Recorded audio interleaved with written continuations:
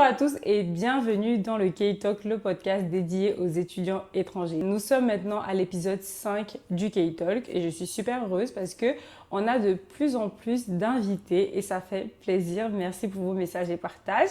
Alors, comme vous le savez, le K-Talk est un espace de partage pour les étudiants étrangers qui viennent raconter leur histoire, car l'objectif de ce podcast, c'est de motiver et d'orienter tous les étudiants étrangers du monde entier.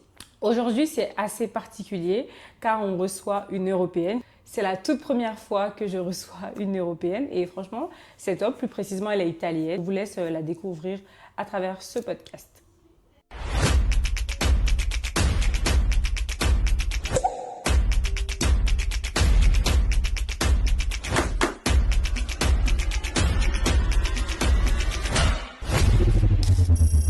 Bonjour Chiara, comment tu vas? Bonjour, ça va et toi? Oui, je vais très bien.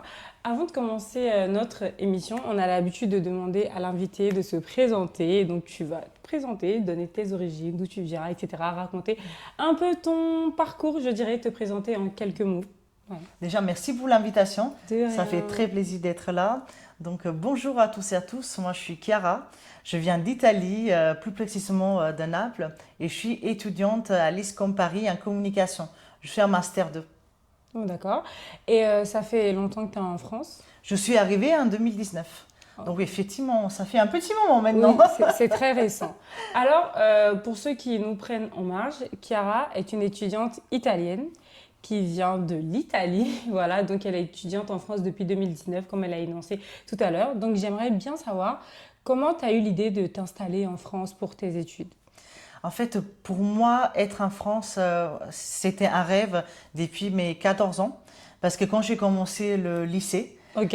je suis arrivée à Paris avec mon école et on était devant la Tour Eiffel le soir. Elle était majestueuse, Tellement comme belle, elle est ouais. tellement belle. Paris. Donc j'étais émue. Paris, c'est magique. Et ma professeure de français de l'époque, d'ailleurs je dois la remercier parce que si j'aime le français, c'est grâce à elle aussi. Et elle me regardait comme ça, émue devant la Tour Eiffel. Et elle me demande, mais qu'est-ce que tu es en train de rêver? Je te vois que tu rêves les yeux verts. Et j'étais effectivement en train d'imaginer ma vie ici, dans l'avenir. Donc en fait, j'ai tout fait pour être ici. Et après 10 ans, je suis arrivée. Oh là, franchement, c'est impressionnant parce que nous, en tant qu'Africains, ça nous arrive aussi de rêver d'étudier à l'étranger, de voir d'autres lieux. Surtout lorsqu'on regarde la télévision et qu'on voit les outfits, on voit les immeubles et tout, l'architecture et tout, on se dit, on ne veut pas mourir sans voir ça. Et on se bat pour venir à l'étranger étudier ou pour faire notre vie et voir une Italienne dire, j'ai toujours rêvé vivre à Paris. Pour moi, c'est un peu choquant parce que l'architecture de l'Italie, c'est pas tellement différent de celle de Paris. À part les monuments haussmanniens, il n'y a pas tellement de différence. Et dire que tu rêvais de venir vivre à Paris en tant qu'Italienne, parce que c'est juste à côté, pour moi, c'est... Moi, je pense que c'était surtout pas forcément lié à l'architecture, mais lié au fait, par exemple, des émotions que j'avais vécues quand j'étais ici, et surtout la langue française. En fait, moi, j'ai toujours aimé la langue française. Okay. C'était ça. C'était vraiment ça. Tu pourrais nous dire comment tu as appris le français? J'aimerais bien savoir, je suis curieuse. Effectivement, j'ai commencé à apprendre le français à 14 ans, quand j'ai commencé le lycée. Donc, j'avais décidé de commencer l'étude de la langue française parce que c'est quelque chose qui me plaisait. Déjà, comme par exemple, j'écoutais de la musique française. Mais même si j'entendais parler des touristes à la rue, parce qu'on a beaucoup de touristes français aussi en Italie, et c'était une langue qui m'attirait énormément. Donc, j'ai décidé d'étudier cette langue. De plus, cette professeure qui vraiment adorait sa matière. Et donc, c'est grâce à ces voyages et grâce à ça que j'ai commencé à étudier le français et à l'aimer de plus en plus. Trop bien, franchement, trop bien et étonnant, trop bien. Franchement, c'est aussi ça le K-Talk, rencontrer des gens, des parcours différents. Et moi, je suis surprise. En tout cas, j'ai hâte de terminer ce podcast avec toi parce que je sais qu'au fur et à mesure, on va comprendre beaucoup de choses de ton parcours et c'est aussi ça. Et franchement, bravo. Parce que c'est vrai que l'italien, le français, c'est pas des langues très éloignées, mais quand même, c'est pas facile d'apprendre le français parce qu'on sait que le français, c'est dur. Hein. Il y a beaucoup de conjugaisons et même des mots que moi, en tant que pas en tant que française, mais j'ai la langue francophone. je connais pas encore. Et toi, voilà, tu t'exprimes. Les expressions. Voilà, tu t'exprimes très bien en français et bravo, c'est tout à ton honneur. Mais je peux te dire par exemple que j'ai regardé et je me rendais même pas compte une vidéo de moi, je parlais en français quand j'avais 23 ans parce qu'après j'ai enchaîné aussi avec l'université, donc j'ai une licence aussi en français. Tu as étudié le français à l'université parce que aussi. j'allais en venir, j'allais te demander, est-ce que tu pourrais parler de ton parcours vite fait en Italie? Est-ce que tu as étudié après le bac et tout? Et donc voilà, tu as étudié le français. Exactement, donc j'ai continué à étudier le français et de plus, comme j'avais étudié aussi d'autres langues au lycée, parce que j'avais fait aussi de l'anglais et de l'espagnol, je voulais rajouter une langue que je n'avais jamais apprise, donc c'était l'arabe. Donc j'ai fait de l'arabe et du français. Donc tu parles l'arabe? Pas couramment, mais je comprends et je peux écrire. Et c'est l'arabe Fusha que j'ai appris, donc l'arabe littéraire. Et c'était donc ces deux langues-là que j'ai apprises pendant mon parcours universitaire. Impressionnant, bravo, c'est tout à ton honneur. Et après, est-ce que tu as travaillé en tant que professeur ou qu'est-ce que tu as fait? Je donnais des cours en particulier quand j'étais en Italie parce que j'adore parler aux gens et j'adore parler aux jeunes aussi. T'es très sociable, on dirait. J'adore. C'est pour ça, après, on va savoir pourquoi. Ok. Aussi. Et donc, oui, j'ai fait ça, mais jamais professeur dans les écoles, même si c'était un métier que j'envisageais à l'époque. Ok. Oui. Ok, c'est super top. Et tu l'as fait pendant combien de temps? Donc, l'université, je suis restée 3 ans parce que c'était la licence, donc le bac plus 3. Et donc, après la licence, je voulais découvrir un peu la France. Je me suis lancée et donc j'ai postulé à Disneyland Paris. Oh, c'est trop bien. Et c'est de l'Italie que tu as postulé à Disneyland? Oui, j'ai postulé depuis Naples. Oui. J'ai passé mes entretiens à Rome et après je suis arrivée à Paris. En tant que? Donc avant j'étais en CDD, donc je bougeais un peu. C'est pour ça qu'officiellement je suis en 2019, depuis 2019. Mais sinon, j'ai commencé vers la fin 2017 avec les CDD. Donc, j'ai commencé en tant que vendeuse boutique. Et après, au fur et à mesure, j'ai changé de métier. Je suis aussi passée au secteur hôtelière. Hôtellerie? L'hôtellerie, exactement. Okay. Et après, les services clients téléphoniques. Okay. 7 ans. Ça a duré 7 ans. Okay. Covid. Et tu as fait combien? 7 ans à Disney? 7 ans. 7 ans, c'est énorme. Oui, et ça se passait bien, l'intégration et tout? Moi, j'ai adoré parce que c'est multiculturel. J'ai vraiment adoré le fait de travailler et d'avoir aussi des clients qui venaient de partout.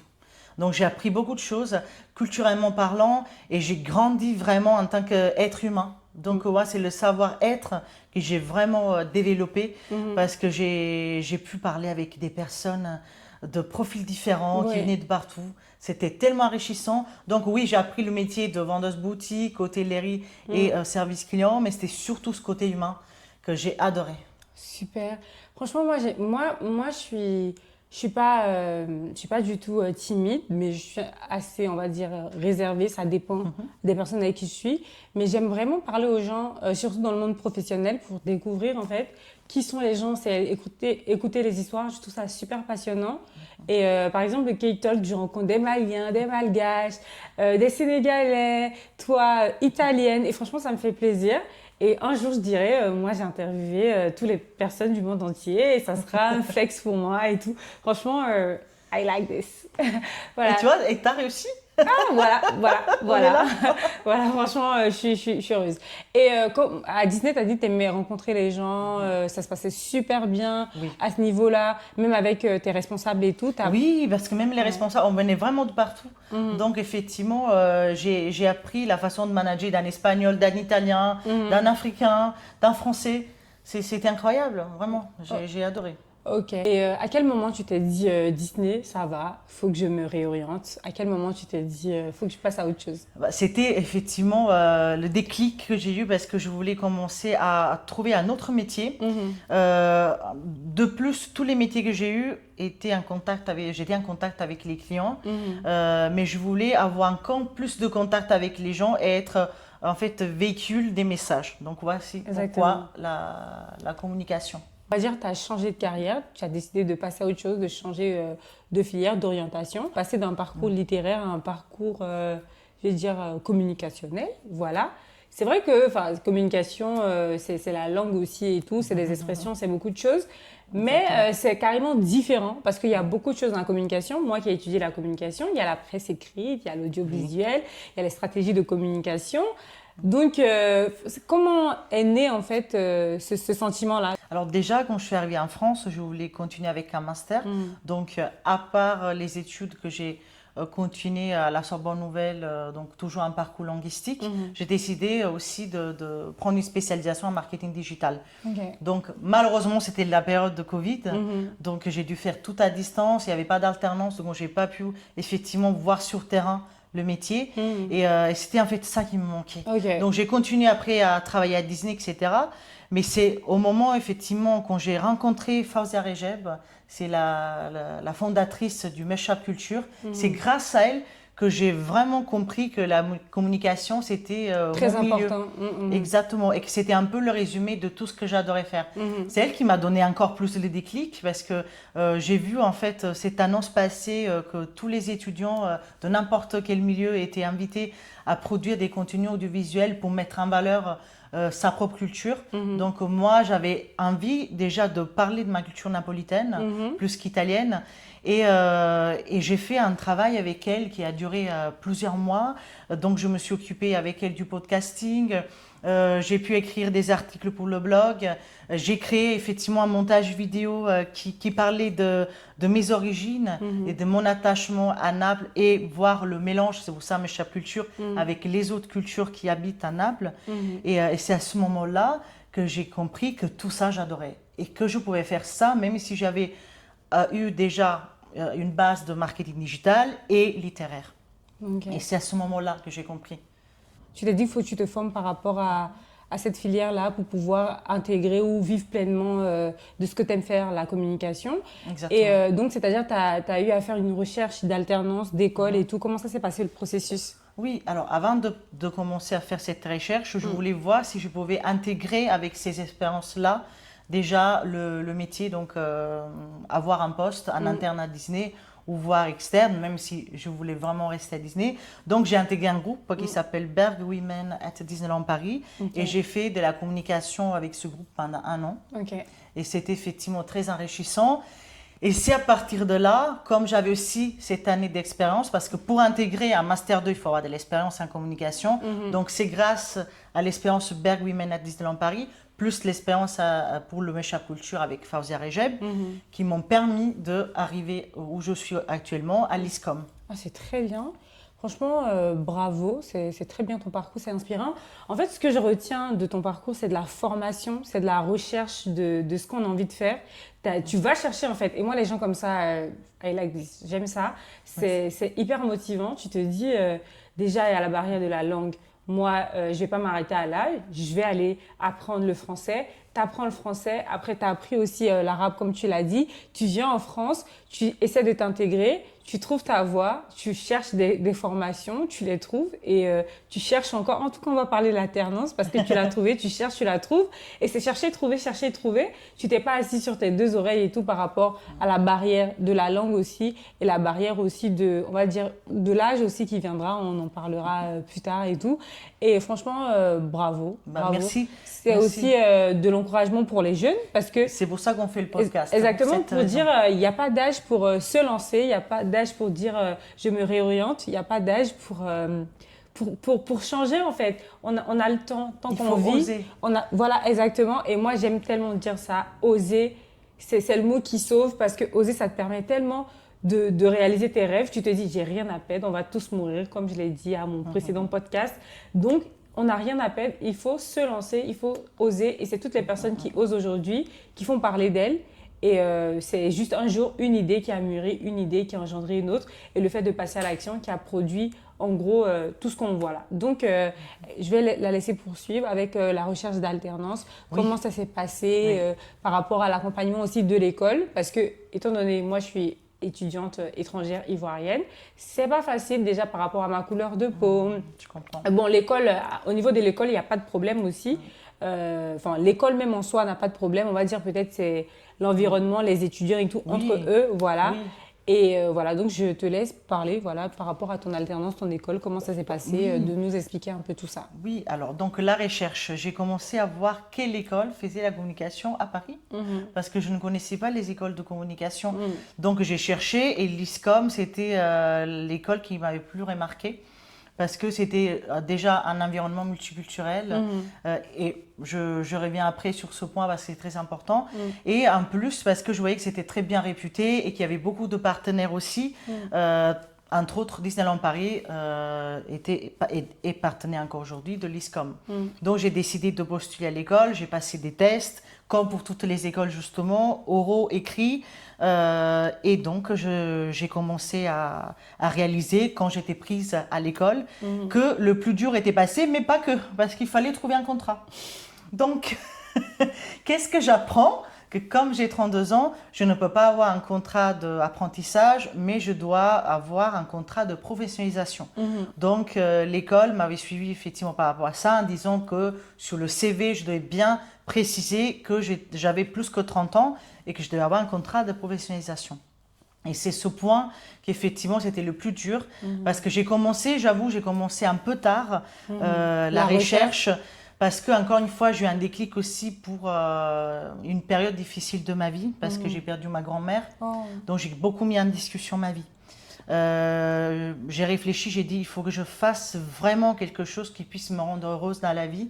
Et je voulais faire quelque chose aussi pour rendre heureux les gens autour de moi. Et donc, comme je l'ai perdu le mois de mars, c'est le mois d'avril que j'ai commencé à faire cette recherche. Et justement, il y avait des entreprises qui bloquait un peu ma candidature pour l'âge, parce que comme un contrat de professionnalisation pour les entreprises, probablement c'est un peu plus dur en fait, faire signer un contrat de professionnalisation. Après, je ne rentre pas dans les détails, parce que comme je ne travaille pas pour les RH, je ne sais pas vous dire trop, ni pour l'État. Mais effectivement, c'est un peu difficile. Donc, ça a été ça le côté. Mais après, il y avait beaucoup de personnes qui étaient intéressées à parler avec moi. Après, je ne sais pas d'autres choses qui ont pu bloquer mes candidatures. Probablement le fait que je venais d'atterrir dans la communication et que justement j'avais un master 2, donc probablement il demandait beaucoup plus d'expérience par rapport à ce que j'avais. Mais de toute façon, je pense qu'il faut chercher aussi l'entreprise qui nous correspond le plus. Moi, j'ai cherché un environnement multiculturel et également mature, comme j'ai 32 ans. Et donc, c'est cette entreprise que j'ai intégrée pour l'alternance qui a choisi mon profil pour ça, parce que je parlais plusieurs langues. Donc, il y avait aussi d'autres Italiens dans l'entreprise, parce qu'il y a aussi un siège en Italie. Et aussi la maturité, parce que je suis une senior du monde du travail, même si je suis une junior pour la communication. Et donc, c'était ça. Et là, est-ce que tu as eu beaucoup de refus dans ta recherche? Alors, oui, effectivement, j'ai eu des refus motivés. Et c'était surtout l'âge. Le refus, c'était par rapport à l'âge, parce que j'avais ce contrat de professionnalisation. Mais sinon, après, il y a aussi des refus pas motivés. Et c'est ça, pour vraiment, le côté un peu triste, parce qu'on se dit toujours pourquoi. Et on veut savoir pour améliorer. Mais je pense que c'est le destin. Chaque fois, je me dis, vous savez qu'on crée nous aussi notre propre destin, mais c'est le destin. Je devais atterrir dans cette entreprise. Il n'y avait pas d'autre entreprise pour moi. C'est ça. Ok. Donc, toi, par rapport à l'intégration, je pense que tu n'as pas eu de soucis. Intégration en France ou l'école? Oui, en France, à l'école, au niveau professionnel et je veux dire, étudiantin aussi. Est-ce que par rapport à l'âge, tu as été mise de côté avec tes camarades de classe et tout? C'était ma crainte, effectivement, parce que je me disais, vraiment, je suis la seule étudiante étrangère et la seule âgée. Alors que non, 32 ans, c'est pas âgé. Âgée par rapport aux autres. Oui, non, on ne sent pas âgé parce qu'il y a des gens de 40 ans qui nous regardent. Oui, je comprends. Parce que tu sais, je te comprends un tout petit peu. Ça n'a pas... Bon, j'explique. Moi, j'ai un master en communication des organisations que j'ai obtenu à Abidjan. Je l'ai obtenu quand j'avais 22 ans. Et quand je suis venue en France, pour continuer mes études, faire mon deuxième master, là, j'ai 25 ans cette année et je termine mon deuxième master. Et dans ma classe, il y a des jeunes de 21, 22. Tu vois. Donc, moi, par rapport à eux, au début, je me sentais un peu plus âgée. Mais c'est normal. Parce que c'est mon deuxième master. Quand c'était mon premier master, ok, là, j'avais 21, 22. Donc, c'est normal. Eux, c'est leur premier master. Donc, si elles veulent changer, par exemple, de filière ou d'orientation, ça sera pareil pour elles. Parce qu'il y a les plus jeunes qui viendront. Exactement. Donc, il n'y a pas à se sentir stigmatisé. Oui. C'est normal. Dans les études, il n'y a pas d'âge. Voilà. Je peux confirmer ça, effectivement. C'était ma crainte. Mais quand je suis arrivée, tout le monde, à part qu'il y a beaucoup d'étrangers dans ma classe, la moitié, nous sommes des étrangers, donc c'est génial. Et il y a aussi des personnes qui sont plus âgées que moi ou de mon âge, mais il y a aussi des jeunes qui c'est leur premier master. Et j'avoue, ils étaient plus intéressés que d'autres à parler avec moi. Parce qu'ils se demandaient pourquoi tu es là, pourquoi tu fais encore un autre master, d'un autre master, d'un autre master. T'es pas fatiguée. Donc c'était super sympa et aussi de voir leur point de vue parce qu'ils sont plus jeunes. Oui. Et franchement, j'adore de travailler avec eux. Je travaille un projet de groupe avec eux et on est très bien. Il n'y a pas forcément de différence d'âge. Franchement, excellent. Franchement, ça fait plaisir de savoir que ça a été facile pour toi de ce côté-là, parce que c'est pas évident pour tous les étudiants étrangers de s'intégrer facilement, surtout les étudiants africains, parce que c'est hyper compliqué, mais bon. Nous avons des Africains dans la classe aussi, donc c'est super sympa de pouvoir avoir plusieurs continents et plusieurs... Par exemple, même chez nous, on a des Africains, et moi je suis une Africaine aussi, et c'est beaucoup plus facile aussi. Bon, enfin, je vais dire, il y a l'entente, voilà, il y a l'entente, la cohésion, et on travaille bien ensemble, et voilà, il n'y a pas de personnes qui se sont mises de côté, ou voilà. C'est très bien. Voilà, donc franchement, moi j'aime cette énergie-là quand je vais quelque part. Alors donc, là on va parler du milieu professionnel. Comment ça s'est passé après l'obtention de ton contrat de professionnalisation? Tu nous en dis plus Alors, j'ai adoré intégrer cette entreprise parce que je passais effectivement de Disneyland Paris à une entreprise qui s'occupe de fonds d'investissement dans le private equity. Donc, c'est un milieu complètement différent, c'est très corporate. Donc, j'adore parce qu'en fait, je suis en train de développer ma rigueur encore plus. Le fait de devoir à chaque fois suivre une charte graphique, être carré. En fait, c'est ce côté très pro et corporate. Que tu recherchais. J'avais besoin pour vraiment de développer ce point. Je ne le savais pas jusqu'à quand j'ai signé le contrat. Mais après, j'ai compris que c'était nécessaire pour mon parcours aussi, ce côté-là.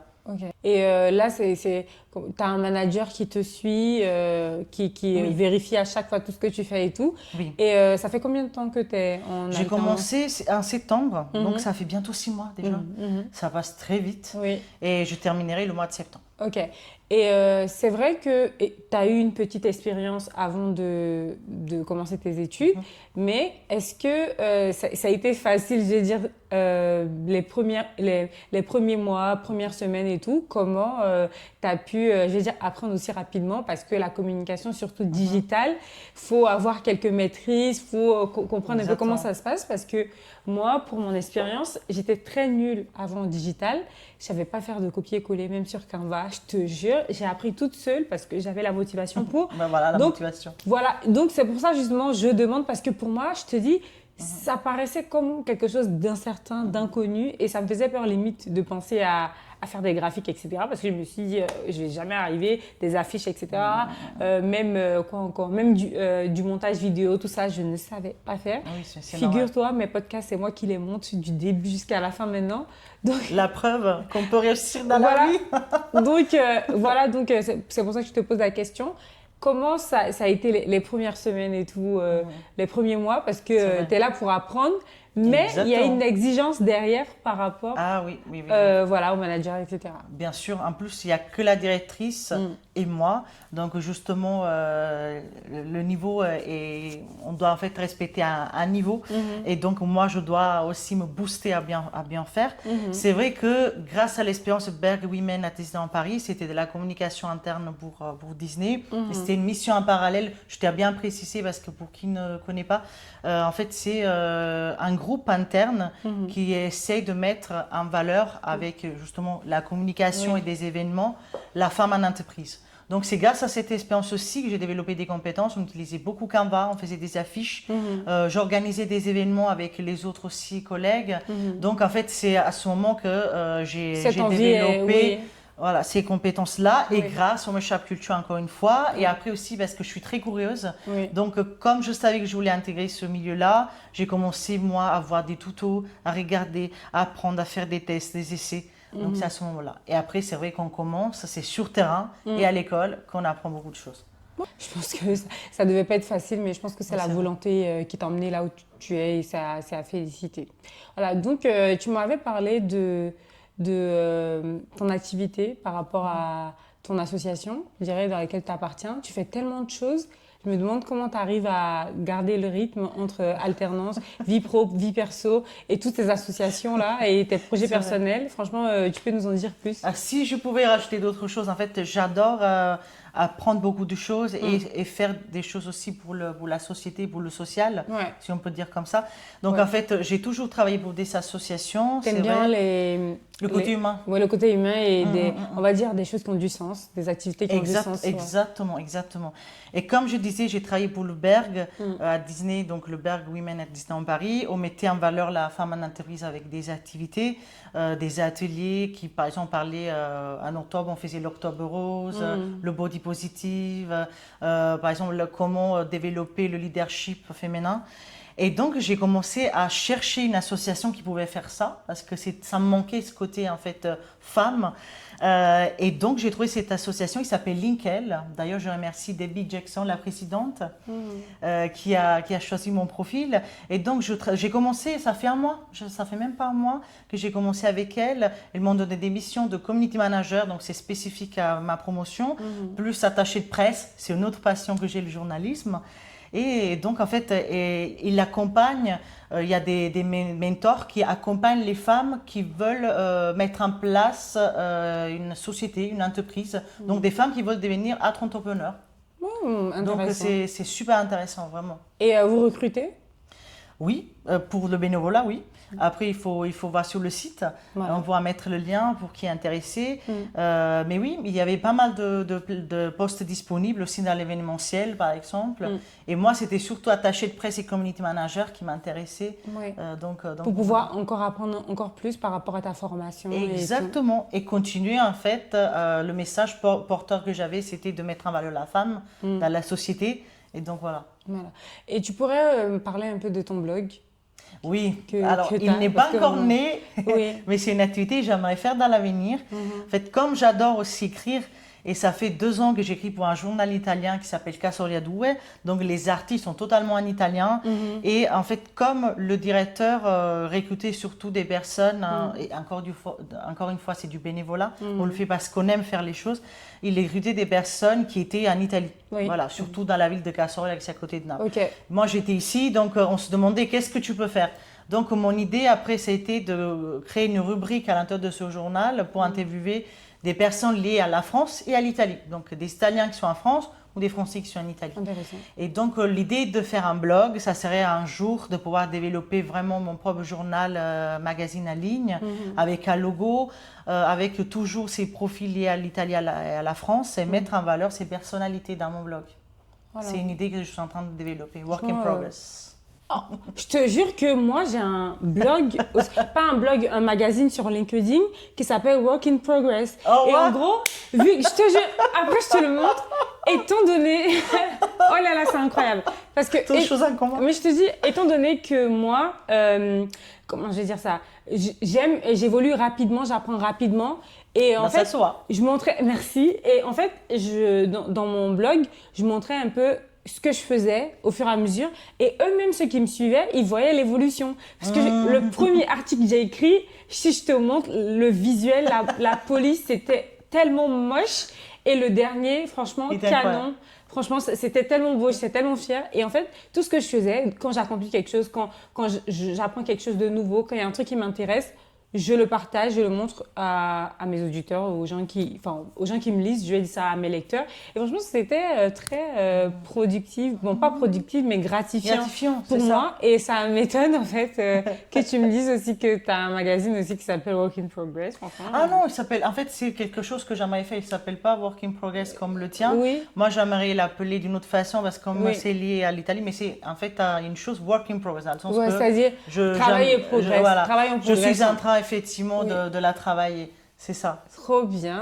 En tout cas, félicitations et bonne chance pour le lancement. Ah bah merci. De toute façon, de si ton je vais activité. le lancer, on va faire un podcast exprès lancement du blog. Bien sûr, il n'y a pas de souci. Et en plus, le K-Talk, c'est ça, c'est un espace où tous les étudiants étrangers viennent raconter ce qu'ils font, leur parcours, leur galère et tout. C'est l'espace en fait pour échanger sur ce qu'on fait et tout, pour montrer que en fait, On peut réussir on dans peut la réussir vie. dans la vie et surtout quand on vient à l'étranger.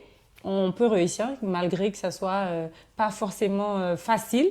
Voilà, quand on a beaucoup d'abnégation, beaucoup de courage et beaucoup de résilience surtout. Voilà. Oui, je pensais à tous ces mots-là en fait. Voilà.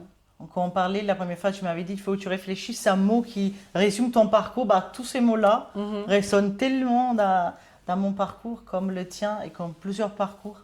Ouais. Donc, alors, vu que tu as repris tes études, on en a parlé tout le long de ce podcast et tout, et que tu es étudiante étrangère en France, même si tu viens d'Italie qui est juste à côté, j'aimerais savoir si tu devrais dire aux étudiants, donner des petits tips aux étudiants, comment réussir ses études à l'étranger, qu'est-ce que tu as fait et tout, qu'est-ce que tu as mis en place et tout, pour pouvoir aussi